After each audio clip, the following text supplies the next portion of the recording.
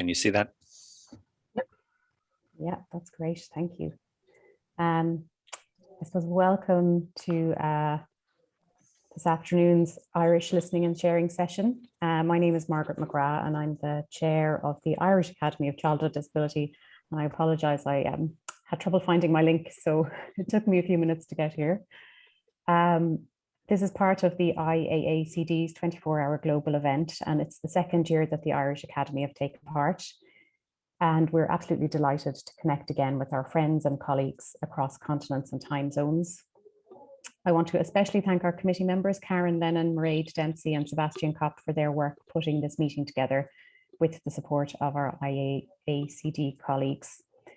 And I suppose to explain, the theme of the session is Universal Design, a Universal Supports. And the United Nations define universal design as the design of products, environments, programs and services to be usable by all people to the greatest extent possible without the need for adaptation or specialized design. And for children, this means that in this ideal, which we shouldn't lose sight of, everyone enjoys the things that they want to do with the people that are most important to them. To talk more on this theme and the Irish experience, I warmly welcome our three fantastic speakers. We have Maeve Brogan, Alice Moore and Simon Lewis, and I thank you all for joining us today. Simon is the school principal at Educate Together National School in Carlow, and as well as his busy school life, Simon hosts a podcast, If I Were the Minister for Education, and you can find out more on his website, anseo.net. And he'll talk to us about special education teaching in Ireland. Alice is an occupational therapy PhD candidate from the University College Cork, and she will tell us about her research on inclusive playgrounds. And Maeve is a parent and will tell us about the lived experience for her son and family of negotiating accessibility and design challenges in their family life. We'll have time for questions at the end, and please add them into the chat. It's a small group anyway, so I guess we can also chat among ourselves. It is a sharing session as well as a listening session, so we look forward to hearing everybody's comments and taking part. So thank you all again for joining us today, and I will now pass you on to Maeve.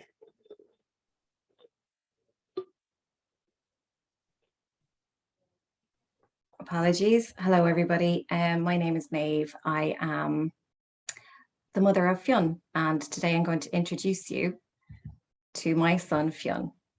So Fionn is 6 years old. There we go. Fionn is 6 years old.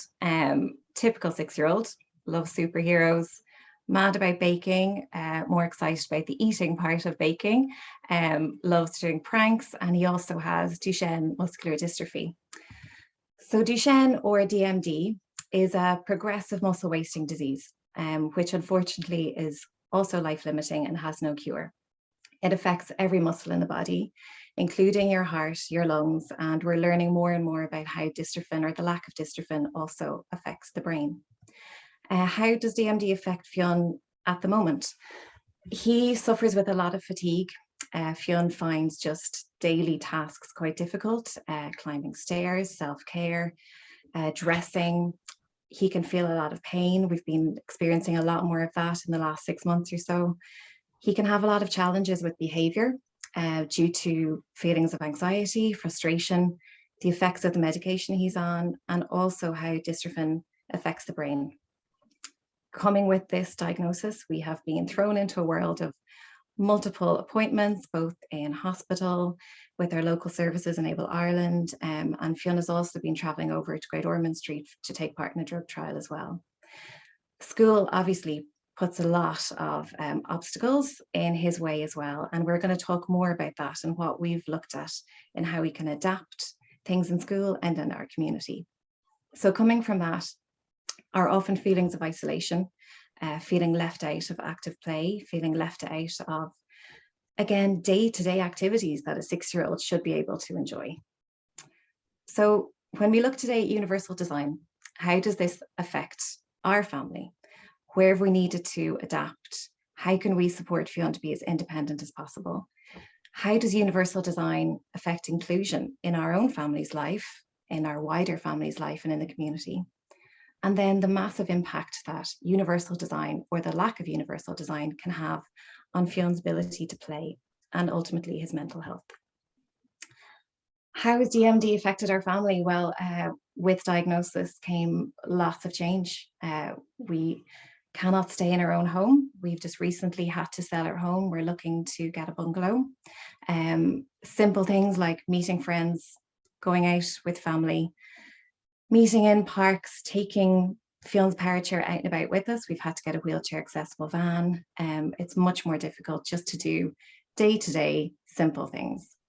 And of course, then there is the behavioural difficulties and how this influences Fion's brother and sister and the rest of our family, and how we then interact with the whole world.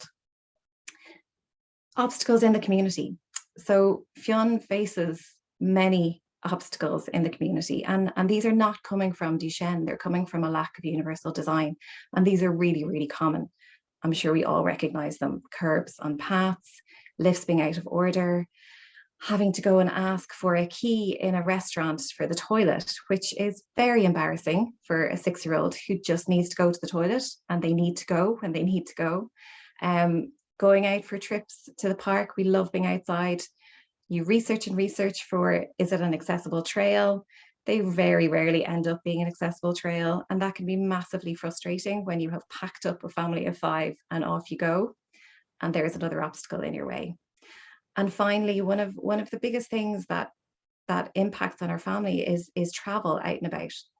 So obviously none of us have been traveling for quite a while, but the last time we were going over to Great Ormond Street, I remember waiting an hour, nearly an hour and a half in the baggage handling area for Fion's wheelchair. And again, this whole feeling of being othered and being sitting there with the lost luggage is an awful feeling for then a 4 or 5-year-old, and for the rest of us too. And of course, this affects his social and emotional outcome. So for Fion, he's 6. His priorities right now are play, friendships, and learning. This is his world. Having accessibility and universal design for Fion means having choices and options to play, being able to play in different ways. Our team in Enable Ireland have been amazing at helping us to support Fion in understanding his condition, that when you feel tired, you need to rest, that there are going to be some things that are going to be a bit more difficult, and we have to look at ways around that. So Fion is quite good at saying, I need to sit in my chair now, or I need to take a rest right now, and he will sit for a few minutes and then hopefully be able to join back in the play. But he should be able to join in the play in a different way. Being tired and going into his chair should not mean that play is finished, that he's automatically excluded. It should just mean that he plays in a different way. And you can see that here. We're out in the playground. There's his big brother Daniel playing a stormer, pushing Fion around. But this was the one piece of equipment that Fion could use in a playground. If we were out with his friends, I don't know if they would be as patient as Daniel was in pushing him around and round and round for a good 10 minutes. If Fion had been in his chair, he would have been sitting in his chair watching everybody else play. And imagine how that feels for a 5 and 6-year-old. You feel different already, and now you're feeling different and you're feeling alone, which is an awful feeling. Universal design does not have to be that complicated. It's just thinking about how you design things so that they can be used in different ways. Fion loves to get messy, loves sensory play, but just loves having a mess ultimately. And here's a mud kitchen. He was thrilled with himself to come across it. But he became really tired because he'd had to walk to where that mud kitchen was. So within a few minutes, Fion couldn't keep playing. It wasn't wheelchair accessible. He couldn't pull up a power chair. There wasn't even a seat or a bench. He became really frustrated and really sad and had to sit away and watch everyone else playing. So as a family, we're constantly having to be really creative, think about different ways of adapting and planning to make sure that Fion can be as independent as possible, because Fion's condition will keep progressing, which means that his abilities will keep changing and his disability will keep changing. So we are now looking to buy a fully accessible home, or buy a bungalow and convert it into a fully accessible home. We have an application in for an assistance dog. These applications can take a couple of years, but we feel that an assistance dog is the ultimate in universal design, in that they are amazing at helping with dressing, with self-care, with balance for when Fionn's balance becomes worse, but also for his social and emotional needs. So we're really excited about that down the line. We have a lot of sensory play and activities in the home. And again, our team at Enable Ireland have been really supportive at looking into all of this. But it is very dramatic changes. The difficulty is that our old 3-bed semi-D house, they just aren't built. We now have to move out of our community where we are. We have friends, we have family. Universal Design has led us down quite a bit here. In our community where we are now, our OT Margaret got in touch with our county council. It was great. They came out, they dished the paths locally, literally just on our walk to and from school. But that's a 3-minute, 4-minute walk maybe, or a drive in his power chair. And again, there are still issues with people parking, not being able to go around. For a 5- and 6-year-old, having to drive around onto the road is really unsafe. And if we move in any way outside that, straight away it becomes even more dangerous for Fionn to be driving his chair. But a real sign that Universal Design works for everybody is that these paths that have been dished in our local area have benefited everybody, from the elderly, from people pushing buggies. It's made it much safer to cycle bikes and scooters. Very simple, very easy, very straightforward. If it had been done initially, it would have made a massive difference. We still have a massive way to go. And as Fionn becomes a full-time power chair user, we know that it's going to become even more difficult for him. What have we done in school? The school have been fantastic. We're very, very lucky to have a really supportive school team, very proactive. Again, the team from Enable Ireland were in Fionn's school even before he started in junior infants last year. And we put a lot in place. So he has a special needs assistant in the classroom, Martina, who's amazing. He has rest breaks whenever he needs them. The yard was a major issue and quite a point of concern and worry for us as parents. But what the teacher and SNA have done in school is that they've created differentiated play. So within the yard, they started with one Lego table and with a number of chairs, not just Fionn sitting in the corner playing Lego on his own, a number of chairs so he could have a group play with him. But actually, since then, it's really evolved. And because so many children were clamoring to play Lego, they've now got lots of different stations within the yard. So it's been really interesting to see that, again, Universal Design, giving options, giving opportunities to play in a different way, has worked for everybody and is continuing to work. The school has a great setup in that there is a lift for upper classrooms. There is a changing room with a hoist for future needs. And Fionn, as you can see here, is going to be starting to use a laptop within the class. So Universal Design has benefited the whole school community. It's given lots of different options to play, lots of different options to learn. Fionn is fully integrated into a mainstream classroom. And ultimately, it's down to very simple strategies that are put in place of choice. Play and friendships. I think for any parent, you worry about your child and making friends and starting school, and that's a very natural worry. And when you have a child with a disability, those worries are really compounded, especially when we know that Fionn's disability is going to change so significantly through his life. So for Fionn, we have to be really careful about how we manage play and how we manage meeting friends.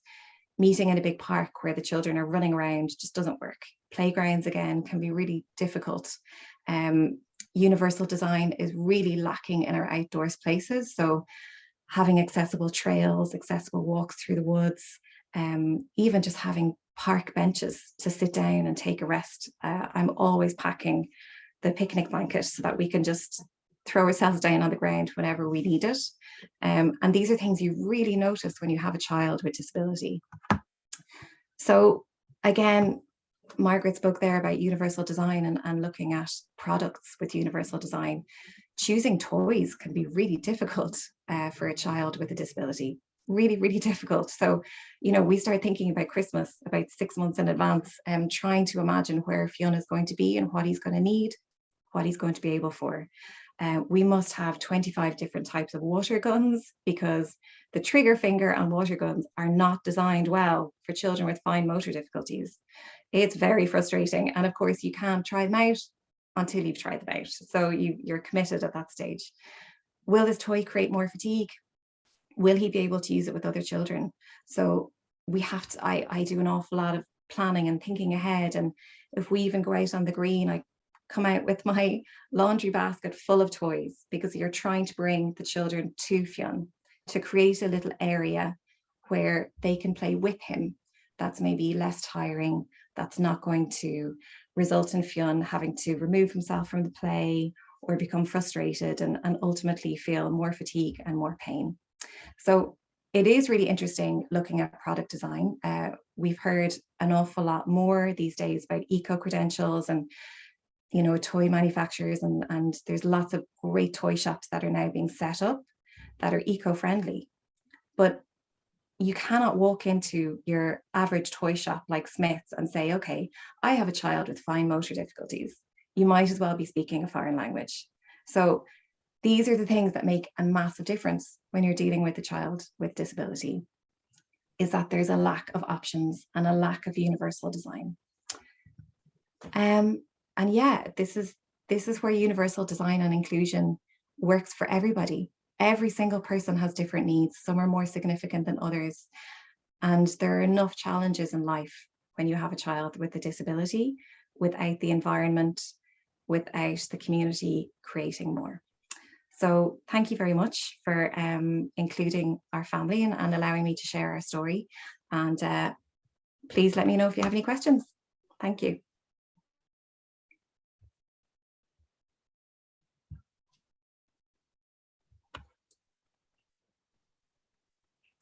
Thank you, Maeve. That was a really interesting perspective. And I suppose I know Fionn, but and I know the challenges that you've come up against, but I guess I don't know all of them. And I think that certainly that information is, it's so meaningful in this conversation because it's the lived experience and it's your day-to-day challenges. And also, I suppose what's interesting is the social impact and the emotional impact that it has on Fionn. We will have questions at the end, so please do put questions into the chat.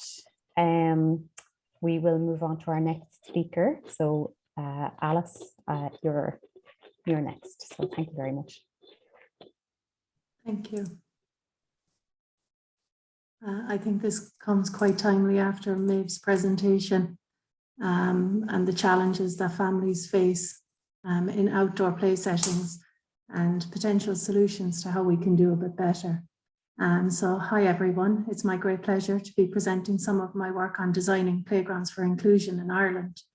My name is Alice Moore and I'm an Irish Research Council funded PhD researcher in the Department of Occupational Science and Occupational Therapy in University College Cork in Ireland. So for today, we're just going to briefly look at play environments, playgrounds and universal design. Then I will offer some examples of our work in Ireland on the topics of play, playgrounds and universal design. And I will finish with some key recommendations. So play, what is it? Different academic disciplines provide multiple understandings of what play is, what it can do for both individual children and society, and conversely, what play deprivation can mean for children, families, and society at large. Within occupational therapy, play is recognized as a primary occupation of childhood. Although not the only profession concerned with play, we provide a unique perspective of play as an occupation, which differentiates it from play skills or play activities, which are frequently the focus of other disciplinary perspectives on play. From this perspective, play as an occupation refers to play that is meaningful to the child, typically freely chosen, intrinsically motivated, and internally controlled, otherwise known as play for the sake of play. So in other words, players do not seek out some other purpose to play, such as learning, health, or well-being, for example. So while increasing children's skills has primarily been the objective of occupational therapy, play research, and clinical intervention, researchers have begun to promote newer ways to enable play participation through designing inclusive play environments. Certainly within the study of play occupation, there is a strong commitment to the study of play environments to enhance evidence-based practice for participation and inclusion.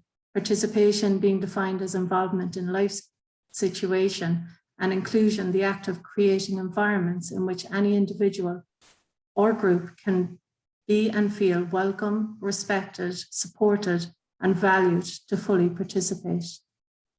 And although children's play takes place in many play environments, playgrounds are important outdoor environments to children to participate in play.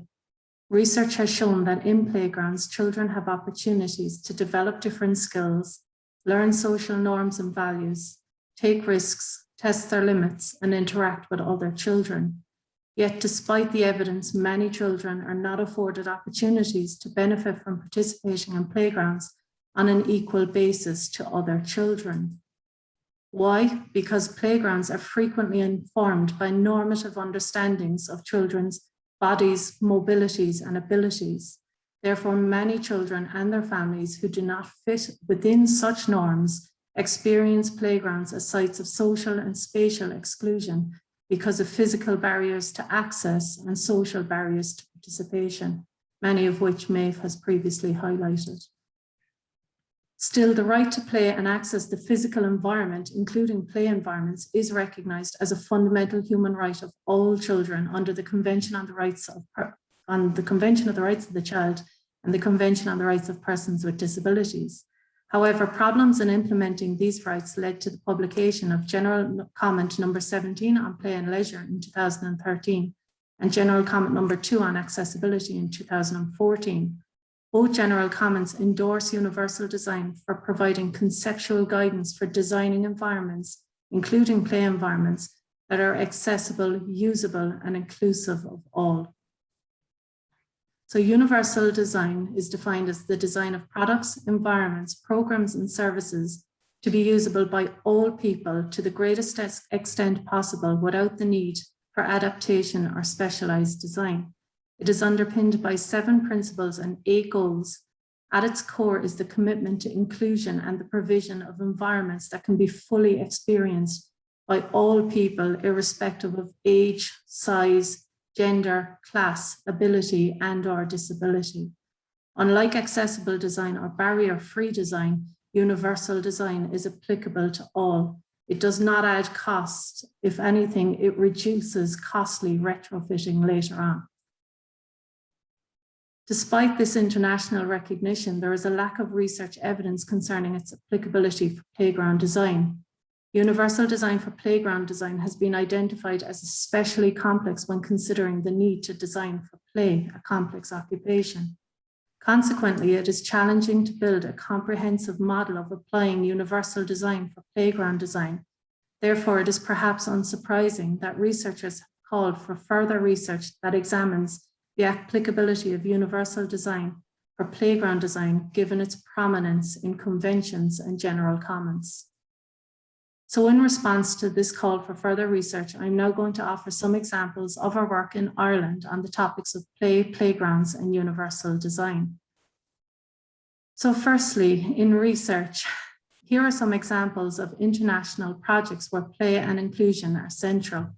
Firstly, the LUDI, Play for Children with Disabilities, that I was part of, was a European cost action network with 32 participating countries and more than 100 play researchers. Also, P4Play is a €2.5 million EU-funded programme dedicated to supporting children's play. It is currently in its first year. The training network is led by my colleagues, Professor Jeannie Jackson and Dr. Helen Lynch in the Department of Occupational Science and Occupational Therapy in University College Cork, alongside Luleå University in Sweden, Queen Margaret University in Scotland, and Zetavi University in Switzerland, as well as numerous partner organisations. The goal of both projects was and is to develop knowledge on play and play deprivation and the development of innovative solutions to address the barriers that children and families face and provide solutions for providing diverse and challenging play opportunities for children, families, and communities at large. Nationally, then, in Ireland, on the topics of play, playgrounds, and universal design, here are 2 reports that I co-authored. Using child-centered participatory methodologies, the report on the left-hand side, Children and the Outdoors, explore the current trends, benefits, barriers, and research requirements of children's contact with outdoors and the natural heritage. This research was commissioned by the Irish Research Council in 2016. Furthering this work, the report on the right-hand side, Community Parks and Playgrounds, Intergenerational Participation through Universal Design, explore the opportunities and barriers for diverse users and non-users to participate in community playgrounds, alongside researching the perspectives of playground professionals. The research was funded by the Centre of Excellence in Universal Design in Ireland, which highlights their commitment to furthering the evidence base on universal design for playground design. Again, the goal of both projects was to develop knowledge on inclusive play solutions in community settings. In terms of further research publications on the topics of play, playgrounds, and universal design, myself and my colleague, Dr. Helen Lynch, have worked closely over many years now to advance such knowledge. And you can find more of our work on the internet, Google Scholar, ORCID, ResearchGate, and the likes. Looking at my own PhD research then, as noted, I'm funded by the Irish Research Council to conduct my research over 3 years full-time. The working title for my project is Designing Public Playgrounds for Inclusion, Universal Design for Play, a Tailored Perspective. My PhD aims to establish an evidence base for the applicability of universal design for public playground design in Ireland by reviewing published and grey literature alongside exploring the perspectives of playground experts and user experts. Sorry. Furthermore, it challenges the current universal design concept and argues for further conceptual refinement to consolidate the importance and future application of universal design excuse me, for play in the design of public playgrounds that promote outdoor play, social participation, and inclusion. And of course, our research informs our work on the ground then. My colleagues and I work closely with councils and municipalities in numerous different ways, from collaboration to reviewing policy to analysing data to inform city development plans. We also audit spaces for play value and inclusion. The core aim of such work is to build capacity for designing for play and inclusion in community settings. Underpinning all of this work, of course, is universal design, inclusion, and play value, designing for all and not just some. Also, we work with national organisations to feed into research and new developments on the topic of play, playgrounds, and universal design. For example, in the past number of years, we co-led workshops to support the development of guidelines for inclusive playgrounds as part of the Children's Research Network. A key feature of these workshops was to embed from the outset a universal design approach, inclusion, and play value. It is, of course, fundamental to include universal design, given the focus of our national play policy in Ireland, the General Commons and new European standards, as well as the Community Participation Bill in Ireland, that are all endorsing universal design for inclusive play provision. Working with local organisations, then I co-developed a €500,000 inclusive play and recreation space with a local organisation for children and families with disabilities. This required working with members of the organisation to explore their play and recreation needs, wants, and desires. As part of this collaboration, numerous meetings were held with members of the organisation to co-design the space. The core questions guiding this work were: can I get there, can I play, and can I stay? A framework developed by colleagues in New South Wales. The space is founded upon the principles and goals of universal design, as well as the need to provide for play value and risk-rich opportunities for all in the play space. It's currently being built with schools. Then on screen is one such example of a collaboration with a local school. A community project was commenced when the school received funding to build an outdoor play space on their school grounds. We worked together with children to explore their play needs. You can see on screen the transformation of the space from desire to design, whereby lots of natural elements and loose parts were incorporated into the design.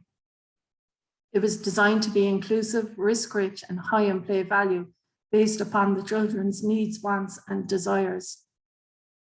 On a return visit to this site, the educators told us that the children that were previously identified as requiring additional support were now able to develop skills by playing with their peers in the play space. The loose parts and non-prescriptive design elements offered endless opportunities for play and games and encouraged cooperative play, among other forms of play. Prior to this development, children that required additional support completed skill work in the school gym during lunch or recess. This space now offered an alternative solution that was inclusive of all.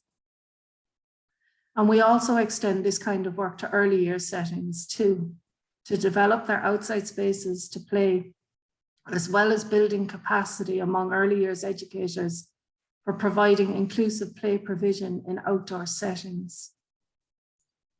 Emerging out of all this work are some key recommendations.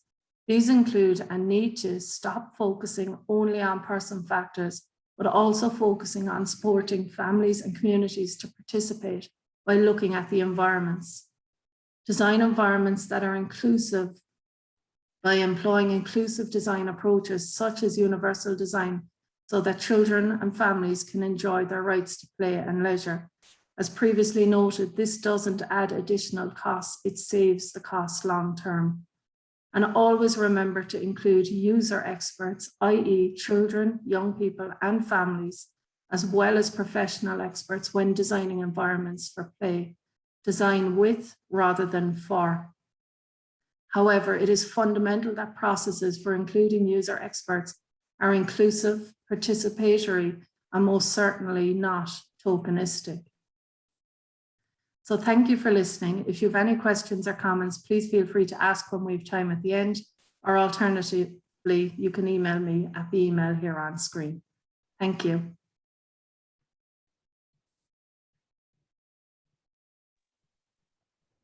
Thanks, Alice. That was really interesting. And it's really lovely. I actually wasn't aware of the depth of kind of work that's happening at government level, academically and on the ground, and hopefully those actions will shift the momentum in terms of universal design for play.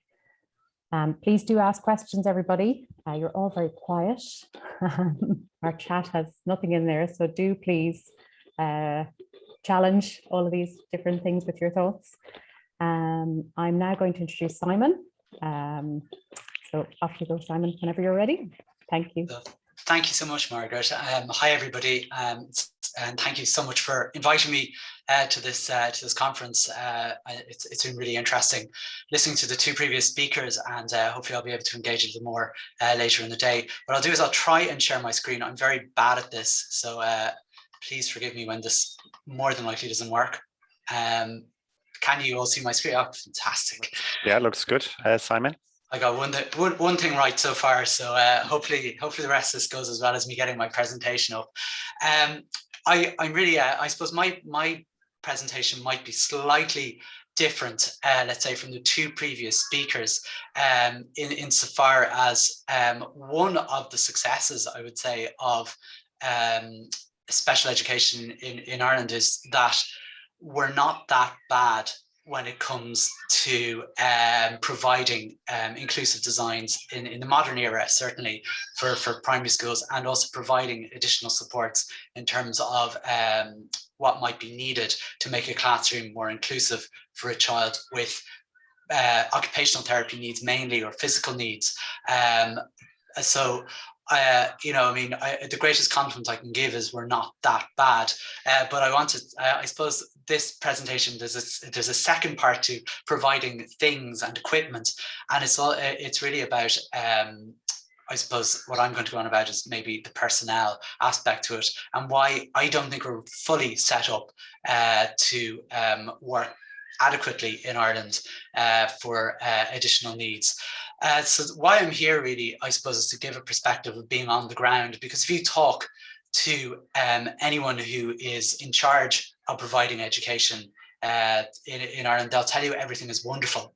And they will tell you how inclusive Irish schools are, and they will tell you how if any child needs anything, they will get exactly what they want. And I'm sure any of you who are parents, Irish parents here with a child with additional needs, will know that that's not true, number one. And number two, there's a lot of fighting to be done all the way from diagnosis, essentially, all the way up through the education system, and possibly and definitely into adulthood.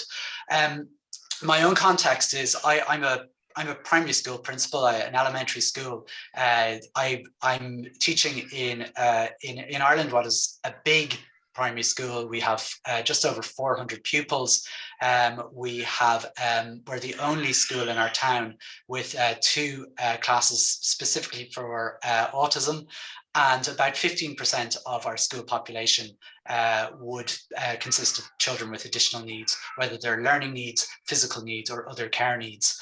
I have a staff of about 36, 37 staff, of which 11 are special needs assistants, which is very unusual in an Irish context for a mainstream primary school. We're doing well with what we have. Outside of all that, I run, as Margaret was saying, a podcast called If I Were the Minister for Education, and many of my episodes focus on special education needs and what needs to happen in terms of that. So that's my context, and I suppose what I want to talk about is what life in my job was like 15 years ago, which it was very different to what life is like today. And it was very much the Irish education system, when it came to children with additional needs, was very much diagnosis led. So if you had a child who was exhibiting additional needs and you needed supports from your school, you had to get a diagnosis, which is something that Mairead was saying to me, was something that we might we've moved away from, and that I might talk about that journey. And in some ways, it was quite straightforward for schools and for the people in charge of providing additional needs, but it had its problems, because effectively, if you got a particular diagnosis, first of all, you had to get the diagnosis, which meant having to go to which meant having to privately pay a psychologist to diagnose you in the main, because there was very little public funding for this, and many families were just cut out as a result of that. But also, the supports you would get were very arbitrary. So if you got a diagnosis of autism, you would automatically receive 5 hours a week of support, whether your child needed those 5 hours or not, or whether it needed more than 5 hours support. If your child was diagnosed with Down syndrome, you'd get nothing in 2006 before there were fights allowed, and then a child would receive 3 hours per week. So it was all very arbitrary. All those supports kind of came, and it didn't really work. Unfortunately, because children weren't getting the supports they needed, and it wasn't very effective. And one other aspect that a child needed often was the support of another adult, what we call in Ireland an SNA, a special needs assistant, and their job is to provide for the care needs of a child. And this list has in 2006 was quite widespread. An SNA could help in many functions to make a classroom as inclusive as possible for a child with additional needs. And to get a special needs assistant, again, the psychologist would have to recommend a full-time SNA for a child, and generally that was enough to get a special needs assistant. Back in 2006, you'll have to forgive me, I'm actually in work, so you're probably going to hear noises of children and announcements and all sorts of things like that, so my apologies. But 15 years later, things have changed, and many people would, if you talk to anybody in the decision-making roles, they'll say it's for the better. But unfortunately, I despite not needing a diagnosis anymore for any supports, the trouble is 96% of school principals right now say they do not have enough supports for children in their school. And that doesn't correlate to what others are saying, to people saying that every child gets what they need. 96% of us are saying that's not happening. So why is it not working, I guess? And I suppose, weirdly enough, and maybe it's not weird, in Ireland, we had this thing in 2010 that some of you may remember. And this chap here was our Taoiseach, our Prime Minister, Brian Cowan. And at that time in 2010, Ireland went into a huge recession where our country had to be bailed out effectively for the next 6 years or so, we were unable to invest anything into very much, and education was one of those areas. And what happens in cases like this, and I'm bringing this up not to whinge. Teachers are very good at whinging, by the way. I'm aware of that. I'm not whinging, really, to be honest with you. I'm just giving a bit of a theory as to what happened. Was as soon as our country went bankrupt, where money needed to be saved, it tended to happen in areas where there would be least resistance. And where there's least resistance are the most vulnerable people in our communities, our children with additional needs. And that's exactly where the cuts came from. And by 2009, within a year of the recession, children who would have been receiving extra help with English language, that's not a special need, that's just a language need. They were absorbed into resources for special needs. And that meant that in overnight, up to 30-40% of special educational need provision had to be shared with children with English language supports. There was a 100% cut of the resource teacher for travellers. And again, being a traveller is not an additional need, but everything was being sort of absorbed into this very, very small pot. And in 2011, there was a basic overnight 15% cut to resource hours. So if you had 5 hours for your autism diagnosis, that went down to 4.25 hours a week for absolutely no reason, and it never ever came back. And once Ireland started to recover and a diagnosis wasn't needed, allocations were given to schools by an algorithm rather than by the child's needs. So rather than actually having a diagnosis, there was some odd algorithm that came along that basically gave schools a certain number of hours, and you did what you wanted with them. And effectively, the line is you give resources to the child with the most needs. And I would suggest that this is a direct result of it was successful cutting children with additional needs, because there was no push. I mean, while there might have been a small amount of pushback, it wasn't loud enough in the general big picture of things.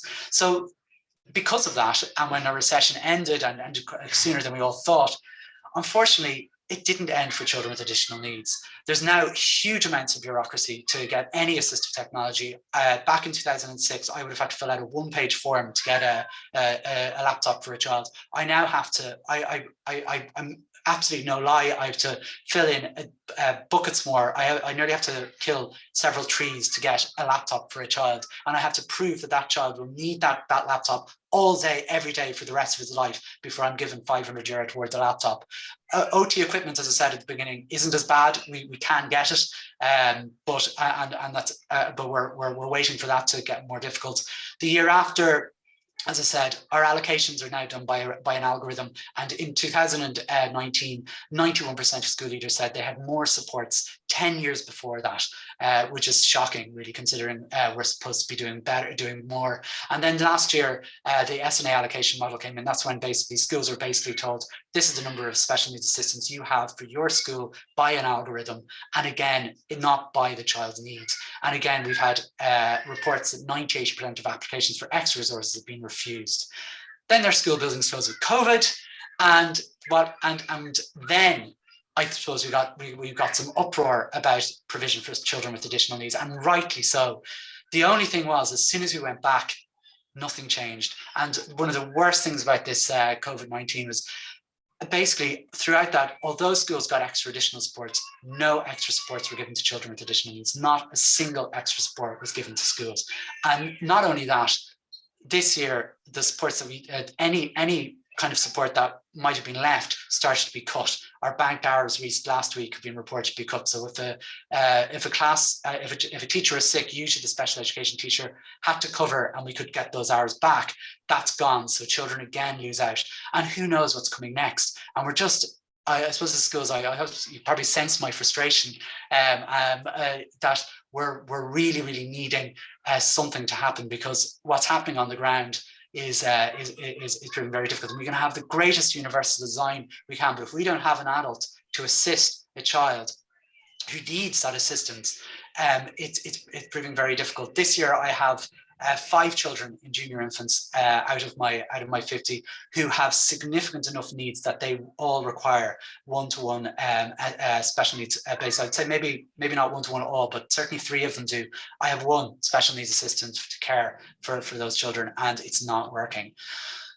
Basically, I think what's happened is the lack of need for diagnosis is actually given an excuse for a lack of investment in special ed, and it's something that I feel needs to be highlighted as much as possible. And I'm really grateful to have the opportunity to do that here. I hope it might give an appetite for people to maybe, I suppose, come together, because I think that's really what needs to happen. I think one of the greatest successes, there's been a great success of what's been happening over the last decade, because basically what I feel is 2006, things they weren't brilliant, but resources were offered to children once they had a diagnosis. We want to get away from the idea of a diagnosis, but we still want the resources. By 2017, we got rid of the diagnosis, but we don't have enough of the resources. And ideally what we need to do is follow children from the time they're born as they come into school. If you have a child in preschool who has one-to-one help in a room with 8 children, but they still have one-to-one assistance, the following year that child goes into a classroom with 30 children and no help. There's no follow through from preschool to primary school. We know where the needs are. It's not a mystery when a child comes into our schools that they need this help when they've already had it in preschool. So it's all there. And I think the great success about it is in a way is, I think, and this is not a criticism of families at all, is I would assume that if my child was getting supports in preschool, that those supports would continue into primary school. And if I'm told by people, yes, you will get the supports, then you expect them. And all of a sudden, when a school can't provide them, it can become a huge conflict. And I guess what we need to do is, in a way, is we need to work together, and we do. Lots of families work together, and we've seen some of the success of that today, of when schools and families work together, great things can happen. So I suppose that's all I want to say. Sorry, it's a bit of a rant, but I hope it gave a bit of insight as in what's happening on the ground. And if you need to find out anything or have any questions, there's my details there. I'd be more than happy to hear from you. Thanks so much.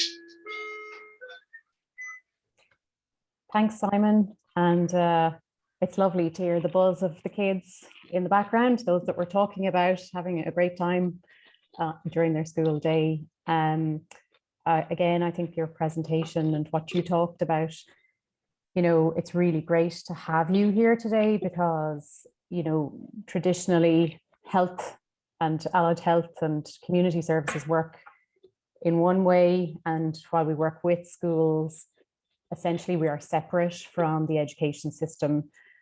So to hear what you're saying, it really resonates, because as clinicians, transitionary periods particularly are huge for the children that we work with and for the planning of some of the services that we deliver. And how, if there are ways that, that could be more collaborative and much more, I guess, bigger picture, at an organizational and government level, that it's much more integrated, then that's definitely food for thought. I'm going to hand you over to Seb now, just if there's any questions, Seb, that have come up in the chat. I have a couple of questions, but we can go through the chat first.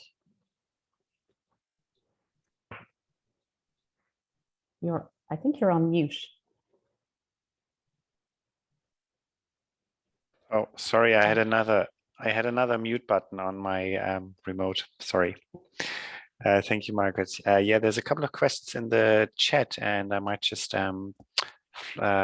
look at some of those.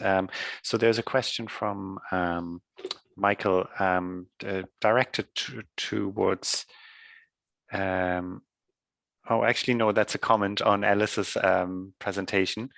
No, he does ask, you may have covered this, however, as it stands, if we are aware that the council are developing a playground locally, who should we ask them to contact to receive support and guidance from your team? Or is it at that stage yet? So that's a question to you, Alice, I suppose. Yeah, absolutely. If you're aware of councils that are in the early stages of planning, I suppose it's best to get in contact in the early stages, where some of these issues can be ironed out from an early stage. If universal design is embedded in the design process from the early stage, then it's less likely that children like Finn experience the exclusion and the segregation, which goes against the unconditional and absolute rights laid down in the Convention on the Rights of the Child and the Convention on the Rights of Persons with Disabilities. So yeah, if your council is looking at designing the place, get in contact with myself on the email 110-341-541@umail.ucc.ie. It's a bit of a mouthful. Or alternatively with my colleague, Dr. Helen Lynch, as well in the department, h.lynch@ucc.ie. And we're more than happy to support councils to do better, to design for children and families on the ground, and offer examples and opportunities to engage with community members and child-led participatory methods to figure out what the communities actually want. So yeah, happy to get in touch. So please feel free to reach out. Thank you very much. There's a question that just came in from David, or it's more of a comment really, and I don't know, Simon, if you want to add to that, saying that a diagnosis does help to plan, but should include strengths and difficulties, as well as a detailed assessment of support needed. I don't know, Simon, do you want to comment on that? Sure, yeah, and actually there's a previous question which kind of links in with that, just around how health and education people working together, which effectively... Thanks for spotting that, you're great help. Look, anytime. I basically, yeah, you're absolutely right. And in fact, I don't, again, David, I'm not sure where you're based, but certainly in Ireland, we when we do assessments, even pre-assessments in schools leading up to like full diagnoses, they're all are done through strengths and then needs. Both are identified when that happens, and we try and focus on strengths and building upon those strengths, and then supporting the needs where we possibly can. And that's right up from the bottom all the way to official diagnosis. I think when schools do quite well when they can manage areas where an additional need might be just a learning difficulty, but when it comes into the territory of maybe physical care needs or additional needs where there's more than a school can really provide, and health has to come into it. So the HSE in Ireland has to come into it. So this is where a psychological assessment or a psychiatric assessment or an occupational therapy assessment comes in. Well, I think where the issue is really is that these reports are fantastic and they give us loads and loads of information and loads of work, and they actually even tell us exactly what we need to help a child. So whether that's the full-time assistance of a special needs assistant, or whether it's occupational therapy, or whether it's or particular exercises, the only thing is once that's given to a school and a school applies for that, we have to go through a system, and it's an organization called the NCSE, the National Council for Special Education, and schools around the country have to apply to someone called a CNO, also known as a Say No, colloquially, because that's what they generally say to us, which is basically, can we have these things that someone who's qualified in the job, who has said this child needs the following things, and a CNO can, who is the organizer of these additional needs, so these provisions, will make a judgment call based on based on nothing sometimes, and sometimes a visit for 5 minutes, where and it's very inadequate. So I mean, the bottleneck is there. We know what the problem is, but we certainly have the strengths and the needs are always central to everything that we do. So I hope that answers the question. Thank you very much, Simon. I'm just going to mention as well before I maybe jump to another question. We're going to have to finish right at 1 o'clock because of a tight international schedule. And I'm going to just put up another slide before that. There is a survey as well if any of the participants would like to complete that, and there'll be a link on that slide. That would be wonderful. There's another question there, actually a question I had to Maeve. And Maeve, please, if I don't know if you still, yeah, you are there. Yeah. Because I know you have your children in the background as well. You talked about the challenge of when you had that lovely picture of the roundabout. And how it can be difficult to have other children play with Fionn because they need a lot of patience. And I don't know if you had a chance to look at that question in the chat.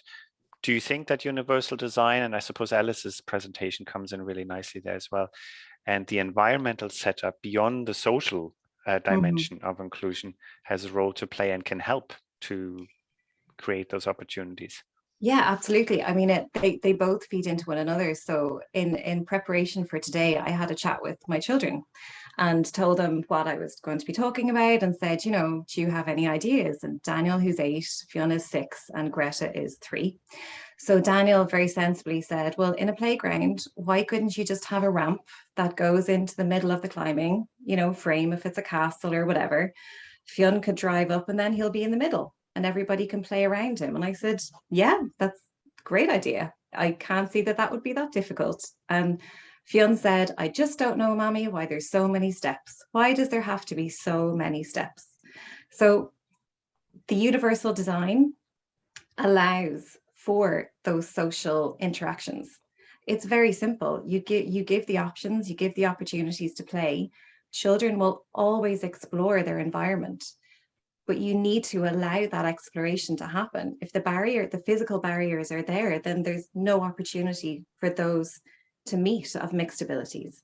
So universal design directly impacts social and emotional well-being. So they both go hand in hand, and it's just having options. Very simple things, raising things up so that you can drive your chair under, or lowering, you know, ramps down and climbing frames down so that a child in a chair can get right into the middle of it. Otherwise, you're standing from afar. So yeah, they absolutely feed into one another. Thank you, Maeve. I think, Margaret, you mentioned that you might have another question or two as well. I do have a quick question. I'll be brief because I see Laura has her hand up as well. I suppose, Maeve, again, you had talked a lot about your Fionn's siblings and how much they maybe unconsciously do things for Fionn, or they make way for Fionn effectively. And, you know, is part of universal design actually that awareness that people are different, that, you know, because I guess have your siblings or has Fionn's siblings had to grow up quicker, and have they seemed to take on responsibilities that maybe their peers don't have? And, you know, I suppose, is that piece around understanding difference part of universal design? Yeah, absolutely. And it's something, I have a sister with special needs, so I grew up very much understanding what it's like and being very aware of preventing that little carer from happening. So we do not want Daniel or Greta to be Fionn's carers, and we're very careful with that. But it is interesting watching how they interact with each other's friends. Daniel, a lot of the time, will be saying to his friends, we need to slow down a little bit. We need to slow down a little bit. And they're having to change how they play in order for Fionn to be able to interact. And that's a very kind, sharing, caring thing. You want to see that. You want to see siblings look after one another. But again, if there was more opportunities that they could play on an equal level, they wouldn't have to change their wants and their needs in order, you know, so dramatically and so drastically in order to meet Fionn's. All their needs can be met at the same time. Thank you. Maeve, I hope you didn't mind me putting up the slide while you were talking. We could obviously still hear you. Can everybody see that? Yep. Thanks, Seb. Can I just chip in here? Mm-hmm. I'd like to thank everybody in the Irish Academy and Maeve and everybody for their input. And just purely in my own experiences, I learned the most from families. I learn how they look at things differently, how families will always find ways that us professionals kind of miss because they always see things in a very pragmatic and functional manner. And they then teach me how to change the environment. As Maeve said, you know, asking the brother and sister what other options there are to make things work. And I'm always amazed at the answers that families come up with. So I'm very grateful for everybody for what you have shared and how things work in Ireland. Because the more I listen to everyone around the world, the more I realize that we're all pretty much on the same page. Yeah, absolutely. Thanks, Laura. I guess that's us finishing up now. We have 3 minutes to go. So I suppose just as a conclusion, I just really want to really thank our 3 contributors today, Maeve, Alice and Simon. Absolutely have learned new things today, and it's been really special being part of this global listening and sharing session. So thank you again to the IAACD for inviting us to take part, and hopefully we'll see you all again next year.